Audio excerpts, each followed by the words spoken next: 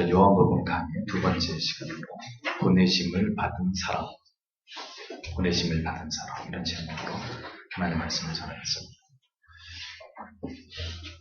사도 요한이 마지막 복음서를 기록한 이유는 아주 분명합니다. 그것은 주후 1세기경, 그러니까 많은 신학자들은 구체적으로 주후 70년경으로 보는데 이 시기에 초대교회 그리스도인들에게 사도 요한은 힘과 용기를 또 위로를 주기 위해서 바로 이 복음서를 기록하게 됩니다. 당시 유대인 가운데 개종한 그리스도인들과 또 이방인 출신의 그리스도인들은 모두 유대주의를 추종하는 동족들이나 로마로부터 모진 박해와 핍박을 받고 있었습니다. 예루살렘 성은 로마의 공격을 받아서 모두 다 무너져 버렸고, 로마가 전 유대를 지배하게 되면서 많은 유대인들이 추방을 당하거나 또 박해를 피해서 뿔뿔이 다 흩어져 버리게 된 그런 상황이었습니다. 예수 그리스도를 믿음으로 말미암은 그 결과들이 그들에게는 너무나 참혹한 현실로 다가오고 있었던 그런 상황이었습니다. 초대교회 성도들은 이 가혹한 현실 앞에서 조금씩 흔들리고 있었습니다. 우리는 과연 누구를 믿고 있는 것이고, 이 믿음으로부터 우리가 보장받을 수 있는 것은 과연 무엇인지, 그들은 이러한 부분에 대해서 깊이 회의하고 갈등을 겪고 있었습니다.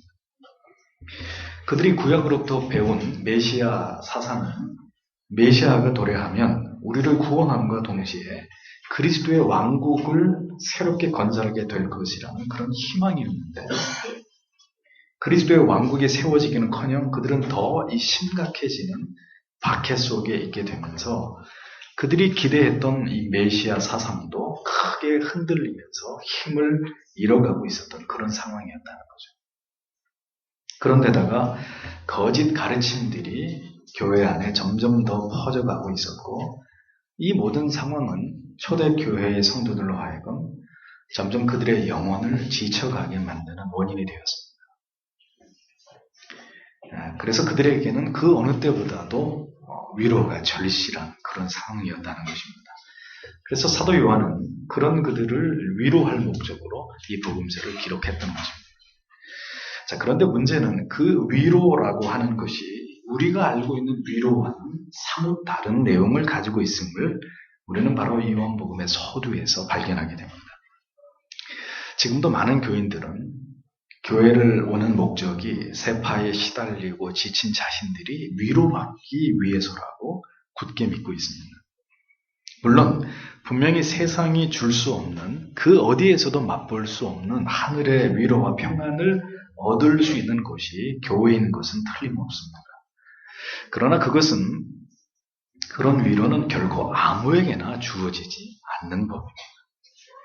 참된 위로는 하나님께서 어떤 분이시고, 그리고 예수 그리스도께서 우리에게 말씀하시고자 하신 이 복음이 무엇인지, 그리고 죄로부터의 이 구원이라고 하는 것이 어떤 의미인지, 거듭난 성도의 삶의 도가 무엇인지, 진리를 통해서 올바르게 깨닫고 이해하고 난 이후에, 그래서 회심과 중생을 경험한 성도의 영혼 가운데 진정으로 부어지는 그런 은혜가 바로 하나님이 주시는 참된 위로라는 거예요.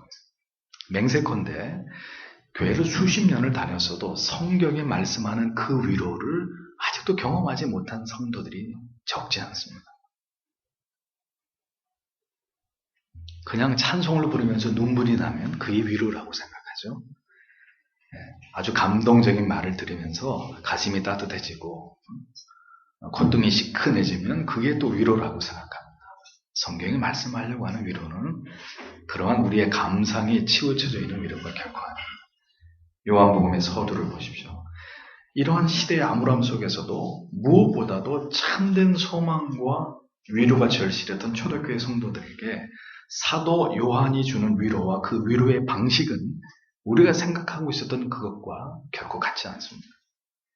그는 결코 인간적인 따스함이나 포근함이나 어떤 감정에 호소하는 감상적인 달콤한 어떤 말과 표현으로 성도들을 위로하고 있지 않았습니다.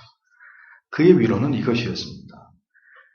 그대들이 믿고 의지하는 메시아가 지금까지 그대들은 어떤 분이라고 생각했었느냐. 그저 눈물이나 닦아주고 내가 속히 다시 와서 너희를 건져줄 테니 힘을 내고 용기를 잃지 말라고 다독여 주시는, 혹은 모든 것이 다 잘 될 것이라고, 만사가 다 형통할 터이니 염려하지 말라고 말씀해 주시는 그런 주님을 기대한 것은 아니었는지를 반문합니다. 사도 요한이 말하고자 했던 위로는 그런 종류의 위로가 아니었고, 그는 정확하게 예수 그리스도가, 그들이 믿고 있는 그 성자 예수 그리스도가 어떤 분이셨는지를 이 마지막 복음서의 서두에서부터 강렬하게 드러내면서 예수 그리스도를 바로 알고 그 예수를 올바르게 이해하고 아는 그 지식을 바탕으로 모든 지금 흔들리는 이 지정의의 흔들림을 바로 예수 그리스도에 대한 올바른 깨달음을 통해서 바로 잡을 것을 간접적으로 이러한 예수 그리스도에 대한, 그리스도의 신성에 대한 이런 아주 탁월한 논증을 통해서 웅변하고 있었다는 겁니다. 우리가 믿는 그 예수 그리스도는 태초 그 이전부터 영원히 존재하고 계셨던 제2위의 성자 하나님이시고, 그는 성부와 더불어서 천지를 창조하신 분이시고, 이제 말씀으로 존재하신 그분이 하나님을 우리에게 계시하시기 위해 이 땅에 오셨다는 사실, 이것을 재현하는 것을 통해서 이 예수 그리스도가 바로 우리가 믿는 그 위대하신 메시아이신데, 우리가 무엇을 두려워하고 염려하고 회의하고 의심하고 있는지를 초대교회 성도들에게 선명하게 깨닫게 하고 있는 요한의 노력을 우리는 요한 복음서를 통해서 보게 되는 거죠. 신앙 안에서의 모든 염려와 두려움과 혼란은 예수 그리스도가 우리 안에서 희미해지고 그에 대한 확고한 믿음이 소멸될 때 우리 안에서 극대화되기 마련입니다. 예수 그리스도에 대한 분명한 지식과 내세관이 확고한 신자는 결코 현실의 고난과 박해 가운데서도 절대로 흔들리지 않습니다. 사도 요한은 예수 그리스도에 대한 이 공간복음의 내용들과는 다른 독특한 어떤 소개를 통해서 그들의 믿음이 흔들리지 않도록 쐐기를 박아 넣고자 했던 것을 우리가 볼 수 있습니다. 그는 요한복음의 가장 서두에서 다른 복음에서는 찾아볼 수 없는 방식으로 메시아를 장엄하게 소개하고 있습니다.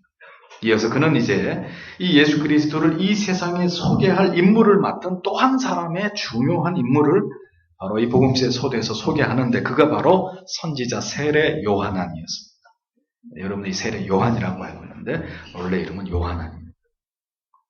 6절을 직역하면 하나님께로부터 보내어진 사람이 있었는데 그의 이름은 요한안이었다. 요한이라는 말의 의미는 은혜라는 뜻으로 요한이 하나님의 은혜의 선포자다라는 그런 의미로 이해할 수 있습니다. 요한안, 그의 이름의 의미가 하나님의 은혜의 선포자이며 하나님의 기쁨이었다는 사실을 여러분들이 주의 깊게 생각해 보셔야 될 필요가 있습니다. 자, 성경이 이 세례 요한을 어떻게 표현하고 기록하였는지를 한번 주의해서 보실 필요가 있는데, 누가복음 7장 28절에 보면 여자가 낳은 자 중에 요한보다 큰 이가 없도다라고 세례 요한을 극찬하고 있습니다. 또 누가복음 1장 15절에 가보면 이는 저가 주 앞에 큰 자가 되며 포도주와 소주를 마시지 아니하며 모태로부터 성령의 충만함을 입어, 이렇게 기록하면서 세례 요한을 주 앞에서 큰 자라고 다시 기록하고 있는 것을 보게 됩니다. 자, 이처럼 성경에서 요한은 큰 자라고 소개합니다. 아브라함도 모세도 다윗도 큰 자라고 호칭하고 있지 않았지만 세례 요한만큼은 성경에서 그를 큰 자라고 묘사하고 있다는 것을 기억하십시오. 중요한 것은 그가 하나님 앞에서 큰 자였다는 겁니다. 사람이 보기에 큰 자가 아니라 그는 하나님 앞에서, 하나님께서 보시기에 이 세상에서 그 누구보다도 큰 자였다라는 말입니다. 무엇이 크다는 걸까요? 키가 크다는 얘기입니까? 아니죠. 하나님이 그에게 주신 사명이 크고 그가 걸어간 사명의 길이, 그가 남긴 그 족적이 큰 자였다는 것입니다. 그는 또한 하나님을 향한 그리고 학수고대하던 메시아에 대한 믿음이 큰 자였다라는 것을 우리는 알 수 있습니다. 보십시오. 세상의 기준으로는 어떤 자들이 큰 자입니까? 돈이 많은 사람들입니다. 그래서 그들을 거부라고 얘기합니다. 또 세상에 누가 큰 사람이에요? 큰 권력을 가진 사람이 큰 자죠. 그래서 뭐라고 합니까? 거물이라고 얘기합니다. 세상의 기준은 그렇습니다. 돈과 권력을 움켜쥔 자들이 이 세상의 주인인 것처럼 군림합니다. 그러나 성경의 기준은 다릅니다. 어떤 사람이 역사라는 무대에서 하나님이 보시기에 중심일 수 있는가? 누가 하나님께서 써내려가는 그 역사의 주인공들인가? 오늘 본문 6절은 그 해답을 줍니다. 바로 하나님께로부터 보내심을 받은 사람, 그렇습니다. 하나님께로부터 보내심을 받은 사람이 바로 역사의 중심이고 그들이 바로 이 세상의 중심축들이다. 그런 의미죠. 하나님께로부터 보내심을 받은 사람. 자, 이 말씀을 먼저 목회자들에게 적용해 볼 수 있겠습니다. 목회자는 자신이 누구인지를 알아야 합니다. 자신이 무엇 때문에 존재하고 무엇을 위해서 살고 무엇을 위해 목숨을 버려야 되는지를 분명히 아는 자여야 합니다. 자신의 직분과 사명이 하나님께로부터 말미암은 숭고하고 거룩한 것이라는 이 분명한 자기 인식이 있을 때 그는 하나님을 경외합니다. 하나님을 두렵고 떨리는 마음으로 그 사명에 매여서 초지일관 그 부르심의 목적을 따라서 하나님과 교회와 성도들의 영혼을 섬기는 자가 될 수 있는 것이죠.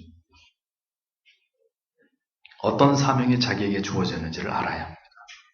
자, 그리고 또 한 가지, 자신이 어디로부터 말미암은 존재인지 자신의 존재의 근원과 기원을 정확하게 알고 올바르게 인식해야 합니다. 또 다음은 하나님께로부터 보냄을 받았는데 그럼 무엇을 위해서 보냄을 받았는지를 정확하게 아는 것이 또한 중요합니다.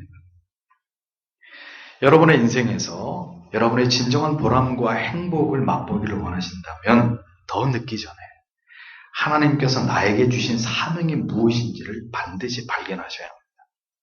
내가 무엇 때문에 살아야 되느냐? 하나님이 이 세상에 나를 보내신 목적이 무엇이냐? 이것을 분명히 알아야만 여러분들은 이 세상에 존재하는 그 의미와 가치를 따라서 복된 인생을 살 수 있습니다.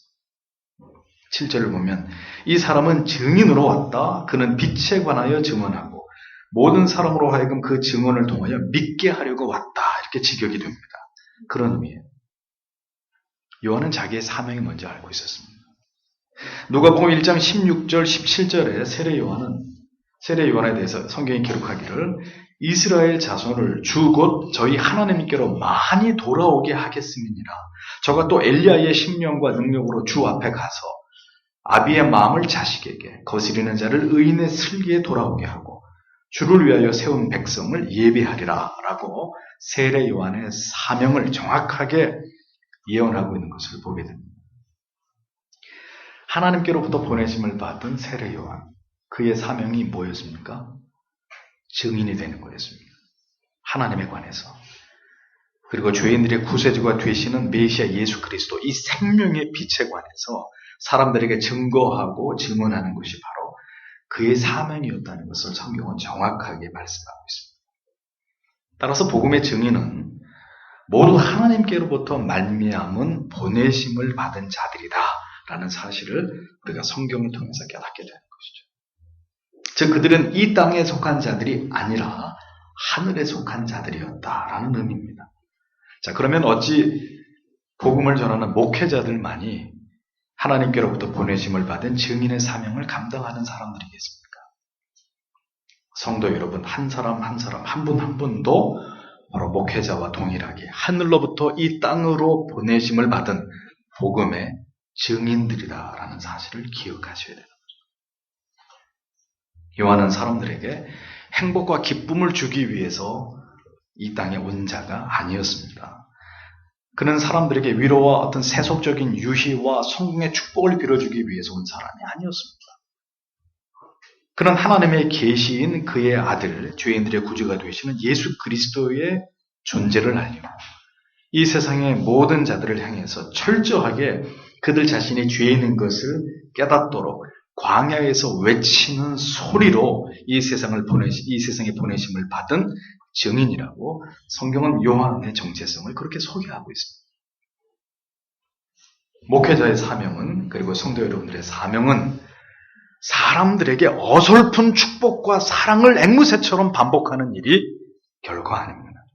그 이전에 예수 그리스도가 그가 누구이신지를 알리고 아무런 소망 없는 죄인들로 하여금 그를 구주로 영접하게 하는 일이 바로 하나님께로부터 보내심을 받은 사람들의 가장 중요한 임무이고 존재의 목적이라는 것을 우리는 분명하게 기억해야 됩니다.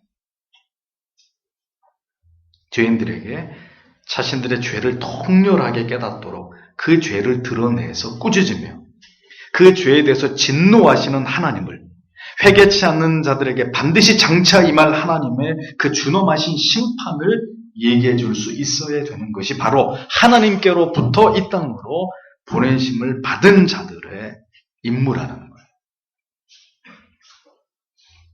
예수 그리스도께서 처음으로 증거하신 말씀이 무엇이었는지 기억하십니까? 내가 너희를 사랑한다. 하나님께서 너희들을 지극히 사랑하신다. 얼마나 힘들고 어렵고 고독했겠느냐. 많이 괴로웠을 터이지만 자, 이제는 내가 왔으니 안심해라. 나의 위로를 받아 누려라. 주님이 이 땅에서 처음 공생애를 시작하면서 하신 말씀은 그런 내용이 죄송하지만 아니었습니다. 세례 요한도 예수 그리스도께서도 첫 외침은 바로 이것이었습니다. 회개하라. 천국이 가까이 왔느니라. 마태복음 3장 1절과 마태복음 4장 17절에 각각 정확하게 예수님의 첫마디, 세례 요한의 첫마디가 기록되어 있습니다. 하나님께로부터 보내심을 받은 자들의 사명. 그들은 세상의 비위를 맞추고 사람들을 위로하고 그들을 행복하게 하고 복을 받게 하는 임무가 아니었다는 것. 회개하라. 죄인들아, 독사의 자식들아. 누가 너희를 가르쳐 임박한 진노를 피하라고 하더냐. 회개하라. 너희가 바로 하나님의 언약을 어긴 죄인들이요. 예수 그리스도를 십자가에 못 박아 죽게 한 천하의 악한 죄인들이로다. 적어도 하나님께로 보냄을 받은 자들의 사명은 하나님을 부정하고 하나님을 멸시하면서 그의 아들에게 입맞추지 않으려고 하는 이 세상에서 배부르기를 원하는 자들, 자기 배를 신으로 삼는 자들에게 그 죄인들을 향해서 회개를 촉구하는, 회개의 비수를 그들의 심장에 꽂는 일이 하나님께로부터 보내심을 받은 자들의 사명이었다는 거죠. 이 땅에 존재하는 이유가, 이 땅에 보내심을 받은 이유가 바로 이 때문이었음을 알았던 역사 속의 소수의 사람들만이 이 사명을 성실하게 감당했고, 그리고 그 대가는 뭐였습니까? 세상에서의 부귀영화였나요? 아닙니다. 세상으로부터 처절하게 그리고 잔인하게 죽임을 당해야만 되었던 것이 그들이 걸어갔던 삶이라고 성경과 교회에서는 우리에게 증언해주고 있습니다. 예수께서는 마태복음 10장 34절에서 말씀하셨습니다. 내가 세상에 화평을 주러 온 줄로 생각지 말라. 화평이 아니요 검을 주러 왔노라 라고 말씀하셨습니다. 성도 여러분, 진리는 전쟁을 부릅니다. 결국 거룩한 분리를 낳게 되어 있습니다. 진리의 길은 모두 좋으니 그저 함께 갑시다. 어우러져 갈 수 있는 그런 길이 결코 아닙니다. 사람의 원수가 자기 집안 식구라고까지 말씀하셨습니다. 왜 이런 일이 벌어질까요? 진리 때문에. 진리 때문에 벌어질 수 있는 거룩한 분리이고 홀리워, 거룩한 전쟁인 거죠. 우리는 이 세상에 미소를 보내기 위해서 온 사람들이 아닙니다. Repent or perish. 회개하든지 멸망받든지 둘 중에 하나를 선택하게 하는 것이 우리의 사명. 이것을 호소하고 외치고 누구도 우리의 입을 다물게 할 수 없는 진리의 사자후를 바라는 사람. 그것을 위해서 하나님께서 이 세상에 우리를 보내신 것입니다. 베드로 사도는 사도행전 2장 38절에서 이렇게 외쳤습니다. 베드로가 가로되 너희가 회개하여 각각 예수 그리스도의 이름으로 세례를 받고 죄 사함을 얻으라. 그리하면 성령을 선물로 받으리니 라고 했습니다. 사도 바울은 사도행전 20장 21절에서 유대인과 헬라인들에게 하나님께 대한 회개와 우리 주 예수 그리스도에 대한 믿음을 증거한 것이라 라고 자기가 부르짖었던 복음의 핵심 내용이 무엇이었는지를 설명하고 있습니다. 모든 시대를 초월해서 목회자의 사명, 그리고 성도 여러분들의 사명, 그리고 교회의 사명이 무엇인지를 착각하지 마십시오. 그저 사람들을 위로하고 그들에게 행복의 길을 알려주고 자아를 성취하게 하고 성공을 거머쥘 방법을 알려주는 것이 우리의 사명이 아닙니다. 그렇게 2세기가 넘는 동안 한국 교회가 그런 싸구려 복음을 전한 그 결과가 무엇이냐 이거죠. 무엇이냐? 바로 작금의 대부분의 타락해버린 교회와 변질된 목회자들과 성도들의 모습이 그 열매인 것입니다. 맛을 잃은 빛과 소금들이 되어버린 것이 그 결과란 말이에요.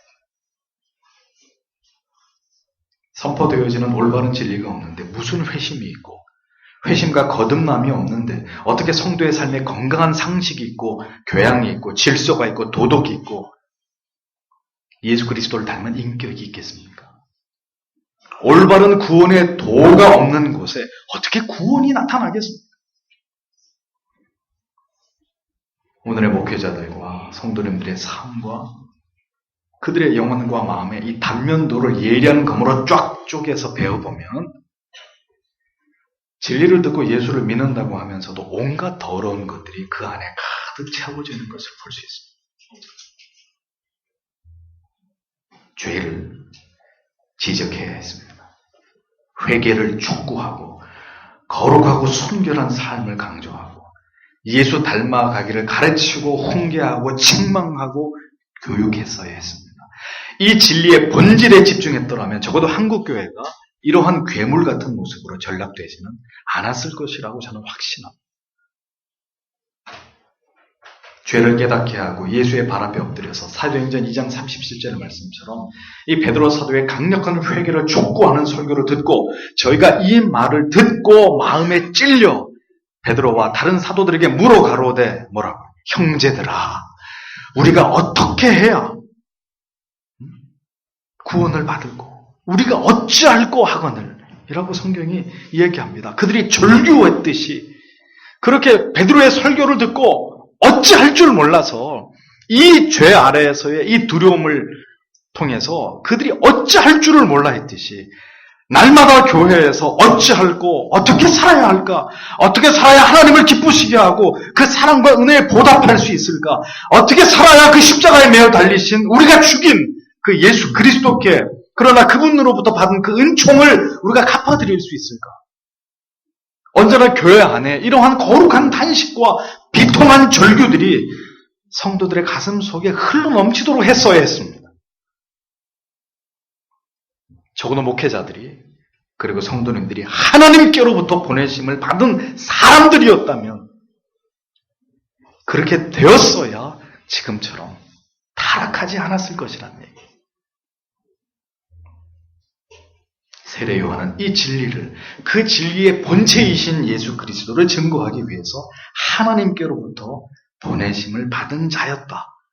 이렇게 얘기합니다. 그리고 그가 증거한 예수 그리스도는 바로 빛이었습니다.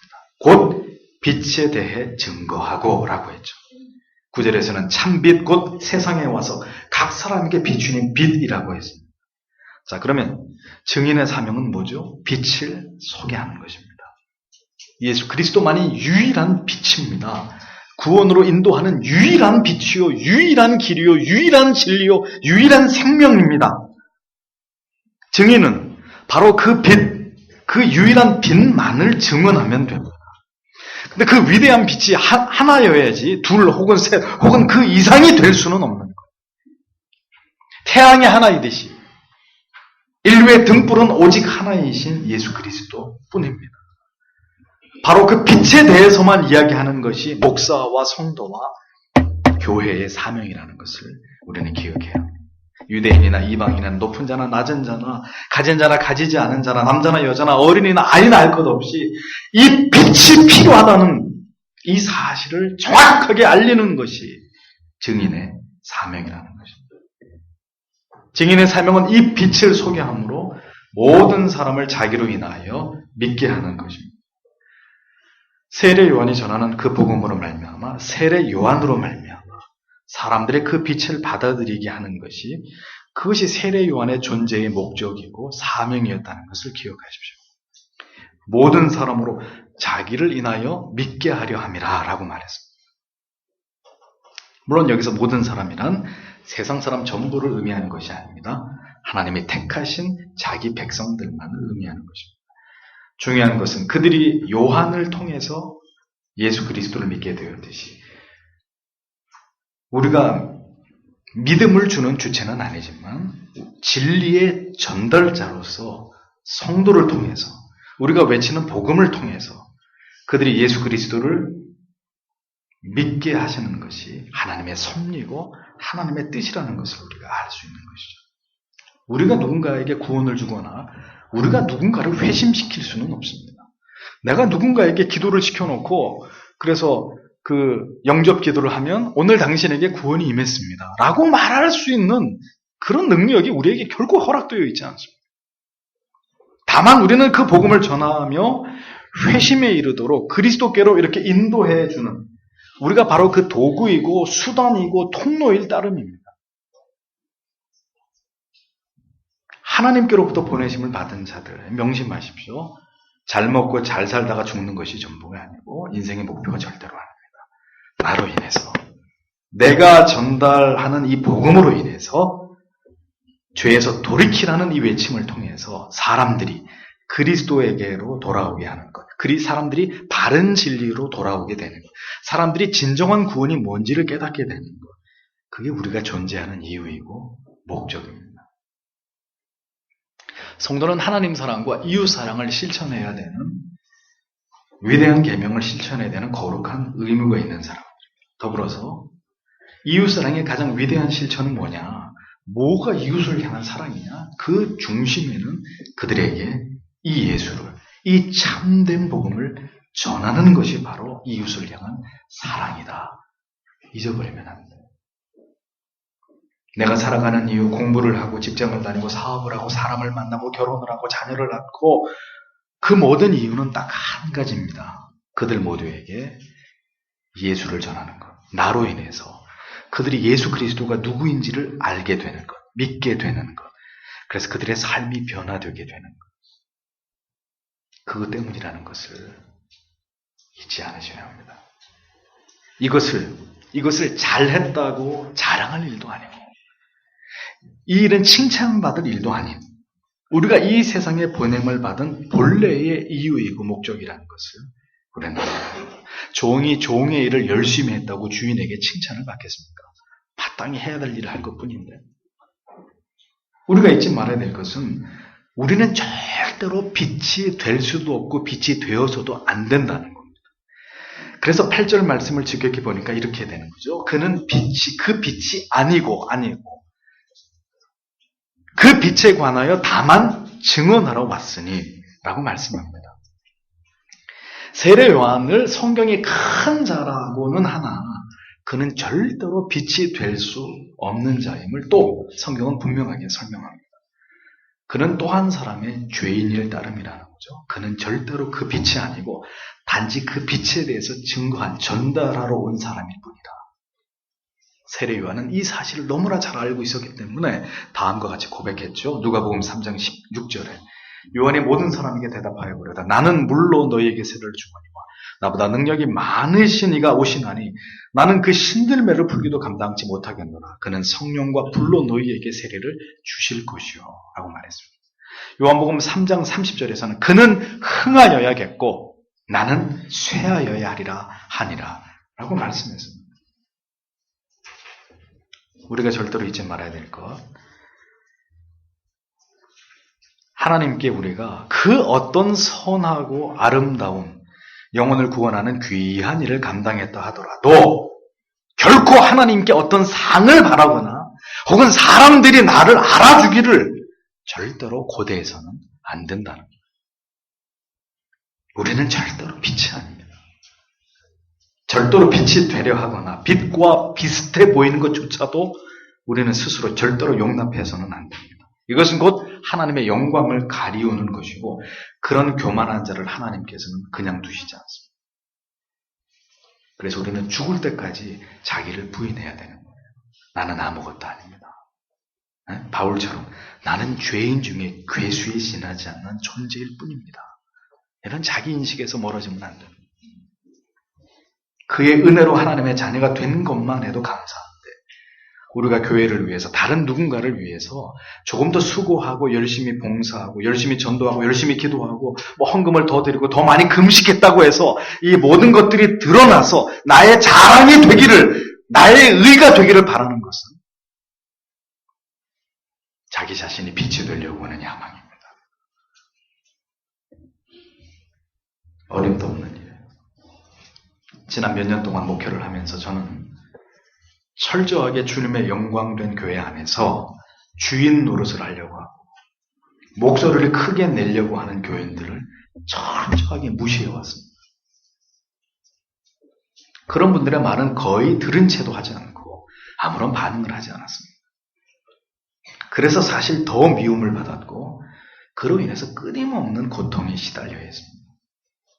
그리고 그런 분들의 야합에 의해서 결국은 이렇게 됐습니다. 어떻게 해서든 자기를 내세우고 드러내고 알리고 싶어하는 사람들 철저하게 무시하고 그분들을 외면하는 게 저의 장기였습니다. 왜 그렇게 했을까요? 그분들이 미워서요.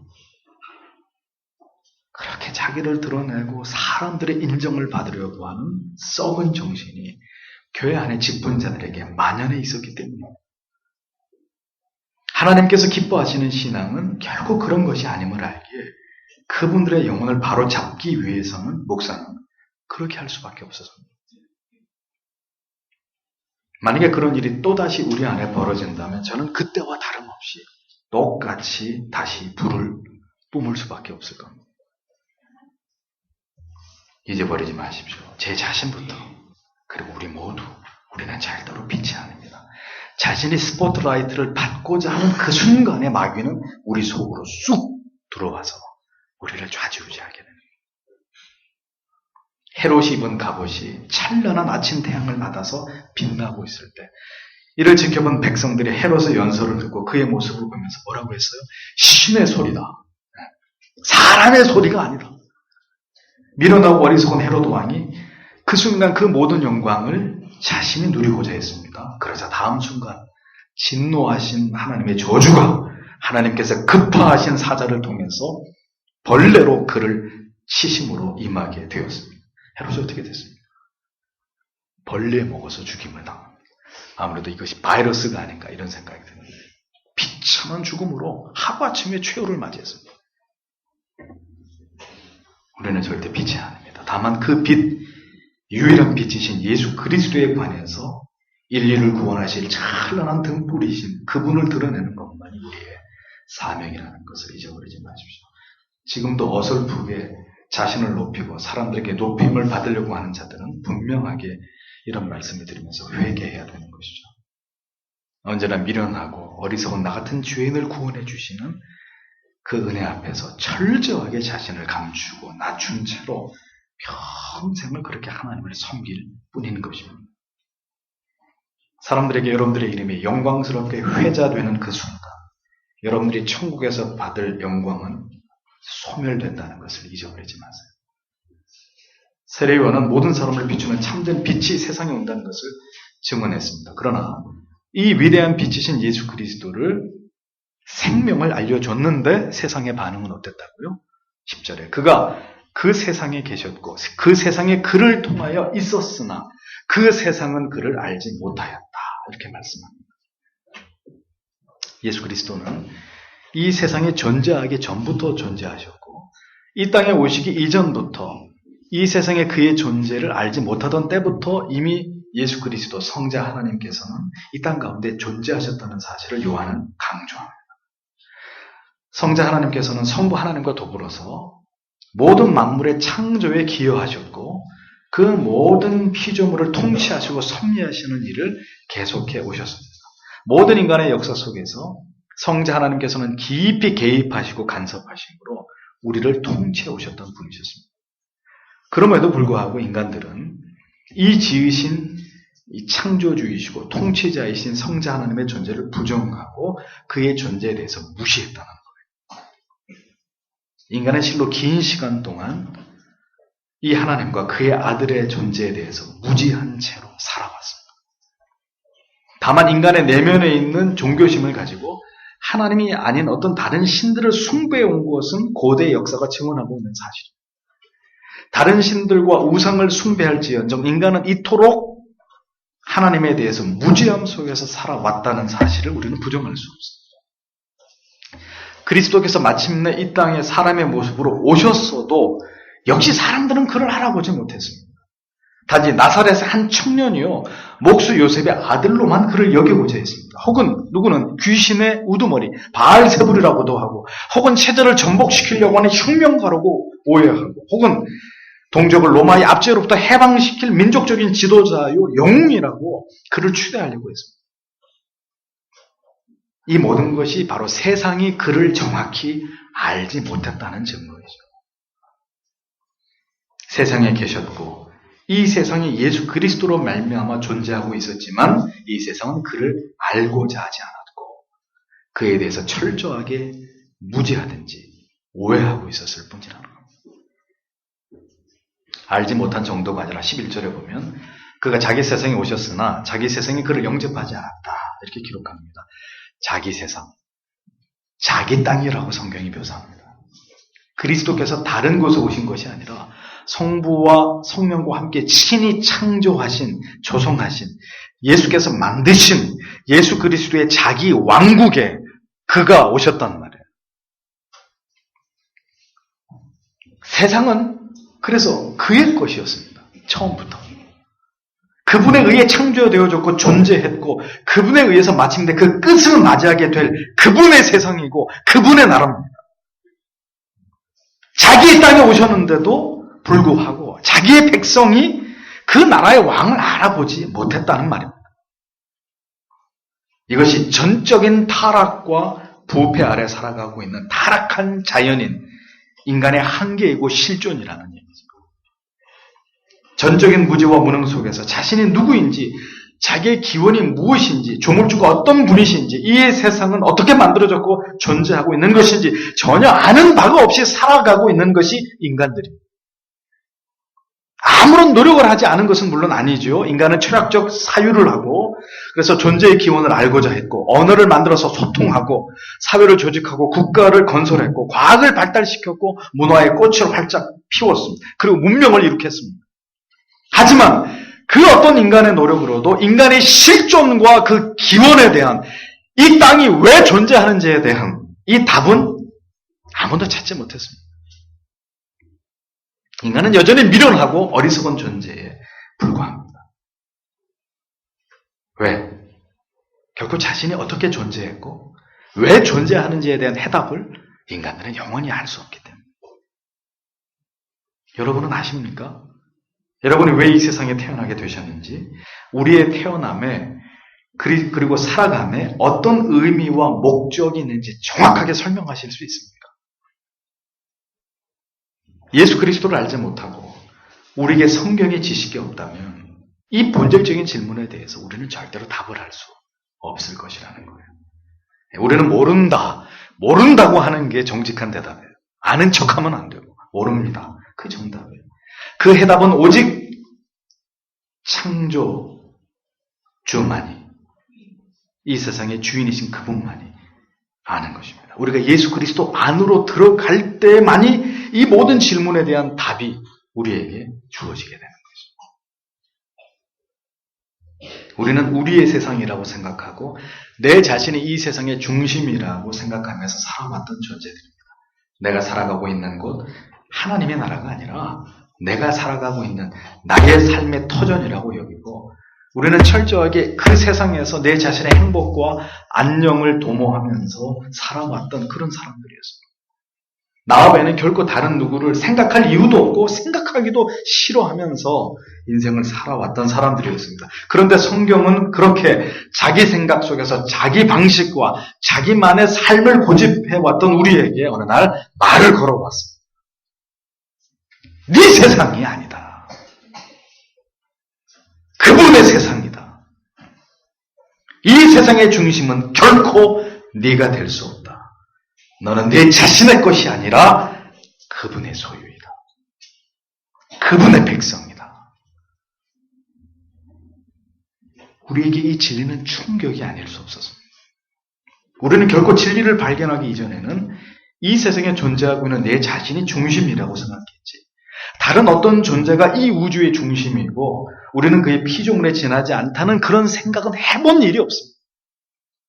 그랬던 사람들이었습니다. 그런데 어느 날 진리가 가로되 존재하는 이 모든 세상은 그분의 것이고 그분의 자신의 영광을 위해서 피조하셨고 나 또한 그분의 피조물에 지나지 않다는 이 진리를 우리에게 깨닫게 해준 거예요. 빛이 어둠을 확 가르면서 들어온 거죠. 다행스럽게도 우리는 이 진리에 저항하거나 이 진리를 부정하는 대신 이 모든 진리를 그대로 받아들이도록 하신 그 은혜를 수혜받은 자들이 되어서 우리는 모두 믿음을 갖게 된 것입니다. 하나님의 존재를, 예수 그리스도를, 성령을 받아들이고 나의 존재가 아닌 이제 하나님의 존재하심에 대해서 눈을 뜨고 그 하나님을 의식하고 경외하는 존재로 탈바꿈이 된 것입니다. 불행하게도 이 세상에는 여전히 성경이 말씀하는 하나님과 다른 하나님, 성경이 말씀하고 있는 진리가 아닌 다른 진리를 신봉하는 사람들로 오늘도 교회 안에는 넘쳐나고 있습니다. 여러분, 교회 안에 있다고 해서 하나님을, 그리스도를 온전히 영접한 사람일까요? 결코 그렇지 않습니다. 진리가 말씀하는 구원이 아닌 구원에 안주하고 성경이 말씀하는 올바른 진리가 아닌 것들을 붙드는, 이를테면 각자의 신비한 체험이나 은사나 직통계시나 각종 저급한 프로그램들에 쫓아서 예수를 믿는 그런 모든 사람들, 어떤 사람들이에요? 여전히 진리의 빛이신 예수 그리스도에 대해서 눈 멀고 귀 먼 자들에 불과한 거예요. 성경대로 하나님을 믿지 않는 사람들은 성경에 대해서 조금 모를 뿐인 사람이 아니라 성경에 대해서 전부를 모르는, 아직 구원에 이르지 않은 사람일 뿐인 거죠. 심히 안타까운 현실이 아닐 수 없습니다. 나의 세상이 아닌 하나님께서 자기의 영광과 우리를 위해 지어주신 이 세상 속에서 우리가 사는 이유는 오직 하나님의 영광을 위함임을 깨닫고 살아가야 되는 것이 참된 신자의 삶입니다. 그래서 이 세상에는 두 종류의 사람이 존재할 뿐입니다. 이 세상과 나의 존재는, 나의 산물이 내가 중심이 아니라 하나님이 주인이시고 우리는 그분의 소유일 뿐임을 철저하게 인정하는 유실론적 세계관을 가진 사람들이 한 부류입니다. 반대로 이 모든 진리를 철저하게 부정하면서 이 세상은 여전히 내가 중심이고 이 세상 속에서 나의 존재를 극대화하며 사는 것이, 나의 행복을 위해서 사는 것이 전부라고 여기는 자기중심적 무신론적 세계관을 가지고 있는 사람들, 딱 두 부류의 사람들밖에 이 세상엔 존재하지 않아요. 하나님과 그의 독생성자 예수 그리스도, 그리고 하나님의 영을 인정하고 그 존재하심을 영접한 사람들이 있고 결코 이 진리를 영접하지 않은 사람들이 존재하고 있을 뿐이다. 요한이 그렇게 설명하고 있는 거예요. 성경은 이 하나님의 존재하심을 영접한 자에게 먼저 초점을 맞춥니다. 그들은 누구이며 그들의 존재의 근원은 무엇이고 그들이 받은 특권이 무엇인지를 12절과 13절이 이야기합니다. 그러나 그를 영접하는 사람들, 곧 그의 이름을 믿는 사람들에게는 누구나 하나님의 자녀가 되는 권세를 주셨다. 그들은 혈통으로나 육신의 의지로나 사람의 뜻으로 태어나지 않았고 하나님께로부터 태어났다. 이렇게 말씀하고 있습니다. 하나님의 존재하심을 영접하기로 구별되어 있는 자들에게는, 곧 그의 이름을 믿는 사람들에게는 어떤 권세가 주어졌다고 했습니까? 하나님의 아들, 하나님의 딸이 되는 양자됨의 축복이 주어지기로 했다. 성경은 말씀합니다. 하나님의 자녀가 되었다는 것, 영원한 세계 속으로 발을 들여놓을 수 있는 그런 특권을 받았다는 얘기죠. 이것이 권세입니다. 하나님의 자녀가 되었다. 로마 시민이 되는 것이 한때 큰 특권으로 여겨지던 시대가 있었습니다. 그래서 사람들은 로마 시민이 되는 것에 대한 대단한 어떤 그 자부심을 누렸던 때가 있었죠. 만약 여러분이 왕의 아들과 딸로 태어나게 되었다면 한 나라를 물려받을 수 있는 왕자와 공주가 됐을 것입니다. 역시 대단한 특권이 아닐 수 없습니다. 그런데 이런 것들과는 비교가 되지 않는 우리 모두가 하나님의 자녀가 된 권세를 받았다. 성경은 이렇게 말씀합니다. 하나님을 믿게 됨으로 인해서 우리는 이제 하나님을 우리의 아버지라고 부르면서 그의 자녀된 삶을 살아가게 되는 자들이 되었다. 비록 이 세상에서는 우리가 하나님의 자녀다운 어떤 부귀, 영화, 권세를 누리지 못하게 되더라도 장차 하나님의 나라에 들어가서는 영원토록 그 영광에 참여하게 될 것임을 성경은 우리에게 약속해주고 있습니다. 여러분, 우리가 이 세상에서 부귀와 영화와 번영만을 기대해서는 안 되는 이유는 예수 그리스도를 비롯해서 그의 제자들이나 사도들이나 혹은 모든 시대 속에 그리스도의 도를 쫓아서 신실한 믿음에 걸어간 자들이 어떤 삶을 살았습니까? 예외 없이 이 세상에서 부귀와 영화만은 거리가 먼 삶을 살다가 모두 주님께로 부름을 받았습니다. 그러면 성경은 우리에게 무엇이 진정한 권세고 우리에게 주신 축복이라고 말하려고 하는 것일까요? 하나님의 자녀라고 말할 수 있는 이 권세를 받은 것, 그것만으로 만족할 수 있어야 된다. 이 진리를 이야기하려고 하는 거죠. 더불어 잊지 말아야 될 것은 우리가 이러한 권세를 특권으로 받게 된 것이 혈통에 의한 것도 아니고 사람의 의지적 욕망이나 사람의 뜻에 의해서 이루어진 것이 아니라고 성경은 이야기합니다.